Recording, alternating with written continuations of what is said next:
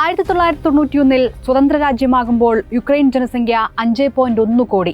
2020 അത് 4.4 കോടിയായി. ഇപ്പോൾ 3.7 കോടി. കാൽ നൂറ്റാണ്ടിനിടെ യുക്രൈൻ ജനസംഖ്യ ഗണ്യമായി കുറയാൻ കാരണമെന്താണ്? 1995 മുതൽ ജനസംഖ്യയിൽ രേഖപ്പെടുത്തിയത് നെഗറ്റീവ് വളർച്ച.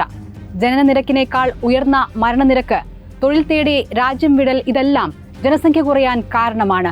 എന്നാൽ യുദ്ധവും രാഷ്ട്രീയ അസ്ഥിരതയും ജീവനെടുത്തവരും അഭയാർത്ഥികളാക്കിയവരും അതിലും എത്രയോ മടങ്ങ് കൂടുതലാണ്. യുക്രൈനിൽ റഷ്യ പൂർണ്ണ യുദ്ധം പ്രഖ്യാപിച്ച 2022 മാത്രം രാജ്യത്തേക്ക് വന്നവരേക്കാൾ 66 ലക്ഷത്തിലേറെ പേർ രാജ്യം വിട്ടെന്നാണ് കണക്ക്. മറ്റു രാജ്യങ്ങളിൽ അഭയം തേടിയവരിൽ പകുതി സ്ത്രീകളും 1/3 കുട്ടികളുമാണ്. സ്വന്തം നാട്ടിൽ തന്നെ അഭയാർത്ഥികളായി കഴിയുന്നവരുടെ എണ്ണം 80 ലക്ഷത്തോളം വരും. 2 വർഷമായി നീളുന്ന യുദ്ധത്തിൽ ജീവൻ നഷ്ടമായവരുടെ കണക്ക് ഇനിയും കൃത്യമായി തിട്ടപ്പെടുത്തിയിട്ടില്ല.